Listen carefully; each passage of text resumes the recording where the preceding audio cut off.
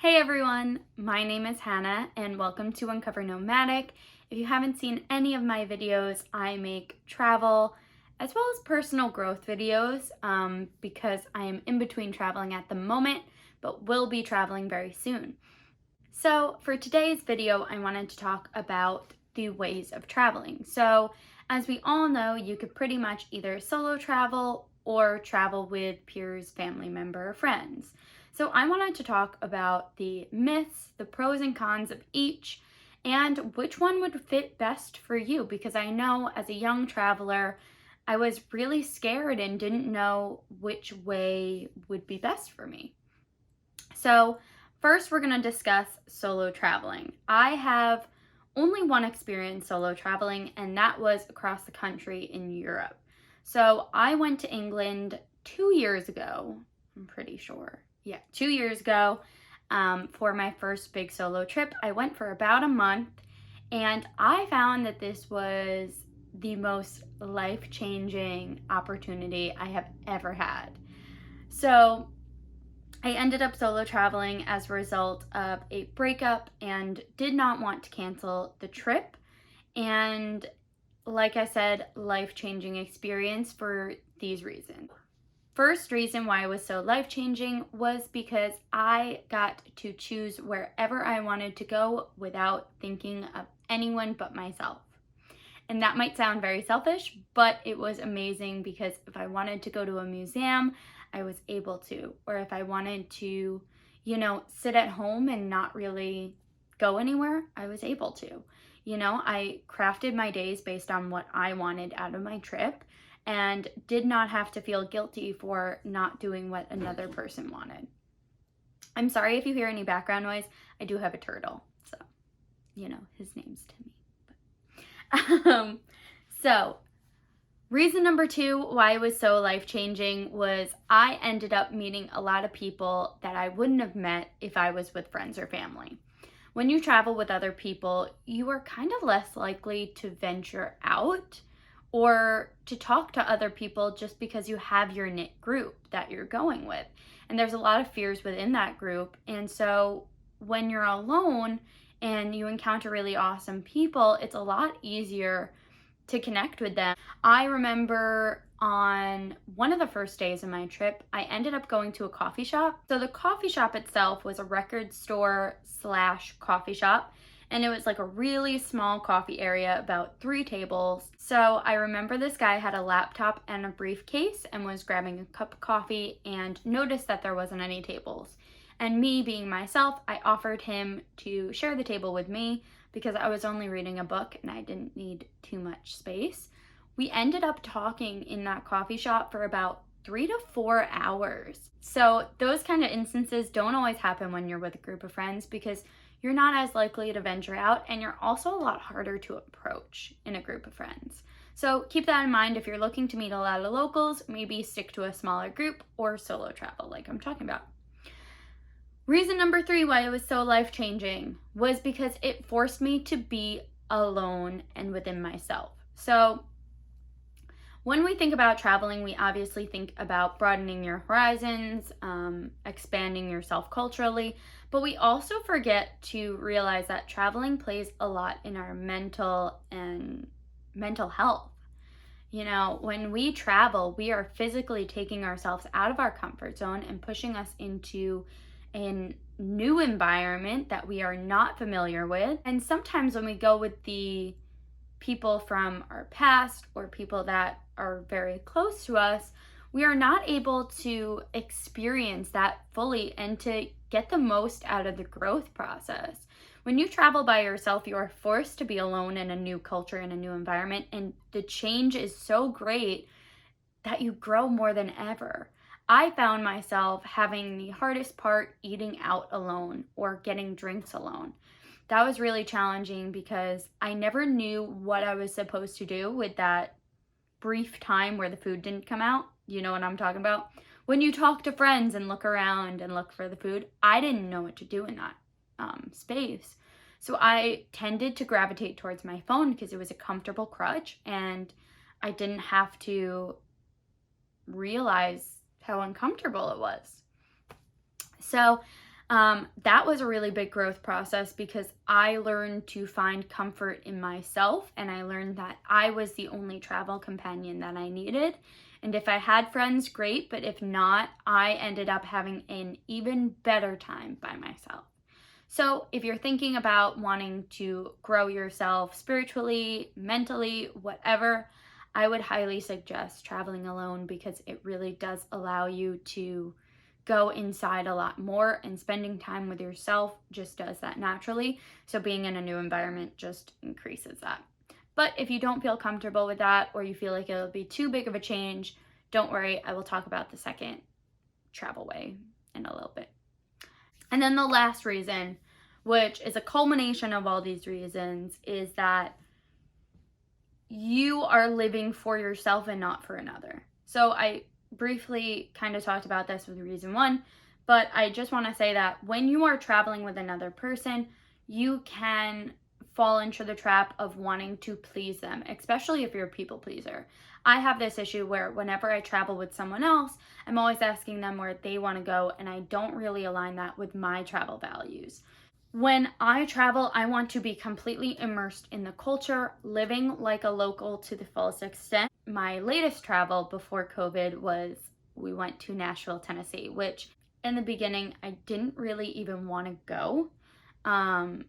I just wanted to travel, and I knew that this was a foot in the door, pretty cheap, and it appeased my friends. Mess up number one. I ended up having a horrible time because all they wanted to do was go to the shops or drink or listen to music, and I totally get that, but it just wasn't my vibe, and it just wasn't what I wanted out of travel. So when you're traveling alone, you get to be more aligned with your travel values or with your values as a person, and not have to appease any other people around you, which is really, really important because that definitely affects your travel experience. So keep that in mind as well. So now that I went over all the pros, I just want to touch on a few cons of solo traveling, just because I feel like a lot of people say this, so might as well touch on it. So a couple of cons about solo traveling are A, you are alone a lot, and that is a little bit hard on your mental health, and for some people can cause you to go, but for others can cause you to become a little bit depressed or sad. And definitely that was my first couple of days experience with going on my first solo trip, where I felt very lonely. I felt very sad in my shell. I wasn't sure of where to even go. And I think that's partially because I was just exiting a really intense relationship where I was very deeply in love with that person. And I think that a culmination of a new experience with a bunch of new changes, I was just overwhelmed. So just keep that in mind. It is a little bit hard on your mental health when you are alone a lot, but for some people, it will end up being the best thing in the world. Two is that you have to be a little bit more careful around people. Definitely when you're alone, you are more vulnerable to any sort of stealing or stuff like that. And I know a lot of people talk about this, like the sex trafficking, all that stuff. I don't want anyone to be deterred to travel alone by that stuff or those fears. But I just want to touch on it because it is something that you will get a lot and something you will be told a lot. But understand that those things will happen anywhere and at any given time. If you are going to let that deter you from living your dreams, I would highly think about what you really want out of your life. I mean, I've come to the point where those things are prevalent in certain areas, but there is so much more that I want to see, and I'm not going to let that stop me. So, like with con number one, going alone can cause you to get in your shell, obviously, and be more fearful of going out and participating in experiences. So I will talk to you about some tips to solo traveling and tips to traveling with peers a little bit later on. But definitely it's harder to push yourself into experiences when you don't have someone to hold you accountable, or you don't have someone doing it with you. So just keep that in mind as well. Now let's go on to the next traveling. I don't know what you call this. I guess we'll call it a category of travel, which is traveling with friends or family. This is by far the most common travel method, and a lot of people probably have done it. You know, a lot of you have probably done this before. Traveling with friends and family is something that can be very safe, very comfortable, and it can also allow you to experience a little bit more. So some of the reasons why people travel in groups is because like I said, it is comfortable. So it is comfortable to travel with people. You do not really need to get out of your box, and if you are out of your box, you have other people out of it with you. So I kind of see it as like, hopefully, like-minded individuals going on an experience with you. But just keep in mind that I'll talk about this in the cons. The people can negatively or positively affect your experience, so just keep that in mind. Reason number 2 is that it can be cheaper. So being able to split a hotel, Airbnb with a bunch of people ends up being cheaper than one person in a hotel or Airbnb. It can also be a lot cheaper when going out to places. You can split costs as long as you're financially aware of each other's situation. It should be a good, cheap way of travel. So I really can't think of any other reason why you should travel with others, but I'm going to talk to you about some cons that I've experienced by traveling with others. So con number 1 is that you end up compromising a lot more. And compromising is not a bad thing. It's actually really productive for a friendship or relationship, but it can sometimes negatively affect your experience. And I had this when I went to Tennessee, is that what happened is that I compromised way too much and I didn't get the experience that I wanted out of my trip. So even though it was a cheaper trip and even though I had companionship on that trip, I didn't get what I wanted out of the trip. And to be honest, it doesn't make a difference that I went because I didn't have fun. So sometimes I think I would rather have not gone and saved my money. Con number 2 is that you are spending long periods of time with other people and you need to make sure that you're staying with the right people. Sometimes these trips can end friendships or relationships, so just be aware that you want to be traveling with the right people because you can end up ruining a relationship by spending too much time together. That is what happened in Tennessee. I had a really close friend who I shared an Airbnb with, and we ended up finding that we had more differences than stuff in common and ended up not speaking after that. And it can bring out the worst in people. The last con that I have found is that I did not have the ability to grow as much as I did in my solo traveling. It's not only being alone causes you to grow, but it's the fact that you are putting yourself into different situations, into new cultures, and with traveling with friends, especially if they're from your past or from a place that you want to grow from, it's a lot harder to get to that point of growth that you want to, that you would from solo traveling. So just keep that all in mind. Now, we've gone over the pros and the cons of both. I hope you can somewhat have an idea of where you want to go with traveling. I, for a while, thought that I was going to forever solo travel, but ended up meeting some companions that really wanted the same things as me, and I felt really called to it. So I will be taking my next trip with 2 people, but I just want to give you some tips and tricks for traveling solo and also traveling with companions. So for traveling solo, definitely take advantage of Airbnb experiences. I did about 3 when I was in England, and those were by far the best things that I could do. One that stood out to me the most was I did a speakeasy bar crawl, which was so much fun. It was with a ton of other solo travelers that I got to meet and talk to about solo traveling. Some were traveling for so long, and I also got to experience some really cool cocktails and speakeasies that I love, and go out without feeling scared or feeling alone.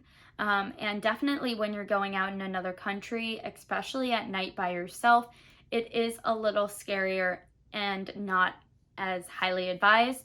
So if you can find those experiences where you can go out with others, especially like-minded others, it can really, really enhance your trip. So next tip for solo traveling is to plan out some things that you want to do. I wish I did this during my England trip, but I didn't. Have a list of things that you really want to do when you get there. It'll help you be held accountable, just like another traveling companion, but it will also help make sure that you check off everything that you want to do in that country and push you to go more. So I told you for the first couple of days, I felt very unmotivated. I felt very lonely. I felt very in my shell. If I had something telling me, I have to do X, Y, and Z before I leave, it might have been a different story because I felt like I needed to push on forward. The last one, tip number 3, is to, for both of them, follow your intuition. Your intuition is your North Star and will guide you to the right place to go. There are bad people everywhere. There are also really good people everywhere. So if you're feeling like you're in a bad situation, definitely get out. But if you feel like the situation is good or can provide you with something, definitely feel it out. Now, some tips for traveling with other companions is make sure you're really clear on what you want out of the trip and make sure you're going with like-minded individuals. People can really influence your trip, like I said, negatively or positively. If you are going with a group of individuals who just want to party, but you want to experience culture, understand that that trip is not going to be beneficial for either of you. You are both, either way, going to feel resentful and regret the trip. I actually joined a website called workaway.info.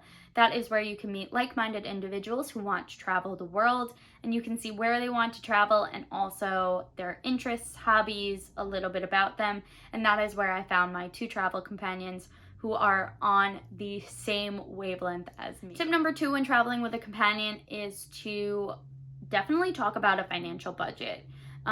Or talk about your financial situation. I have had this talk with my travel companions, but it really helps to understand what you want to spend money on and what you don't want to spend money on. So we had talked and we had agreed upon the fact that we are going to spend money on experiences and not as much money on stay and food. That kind of open conversations can really be helpful when traveling. So now that you have a gist of solo traveling and traveling with companions, I hope it can help you make your decision a little bit better. I know that a lot of people are terrified to solo travel because of the fears that they've been told or the fears that are in their head, but just take a moment and see what you really want out of travel and which one will really help you live your dreams. Because at the end of the day, you have to live for yourself, and sometimes being by yourself can be the best thing in the world. If you want to try out solo traveling without having the commitment of going to another country, definitely take a road trip to another state or another, if you're in Europe, another country nearby, and book an Airbnb for a weekend and just see how you feel. If you feel really, really uncomfortable, then maybe take it back a notch and see if solo traveling is right for you. And if you feel really comfortable and like it's not a big step, then maybe try branching out a little bit more, going a little farther, or maybe spending some more time alone. Also, before you go on a solo trip, make sure you are doing a lot of things alone, because that is the majority of the things you're going to be doing on your trip. So about a month before I went on my trip, I spent a ton of time going to restaurants by myself or just coffee shops. If you don't have the money to take yourself out all the time, buy a coffee every once in a while and sit there alone for about an hour just to see how you would experience, going to a restaurant by yourself. I hope these tips help. And like I said earlier, I hope this makes your decision a little bit easier, or if you're thinking about solo traveling, I hope this breaks down a lot of those fears that you've heard. I know that I really, really enjoy solo traveling, but traveling with the right people can really make a difference as well. So if you like this content, like and comment down below. If you want to see more videos of my travels, please subscribe because there is so much coming your way. Thank you so much. Live your dreams to the fullest, and I will see you next week. Bye, guys.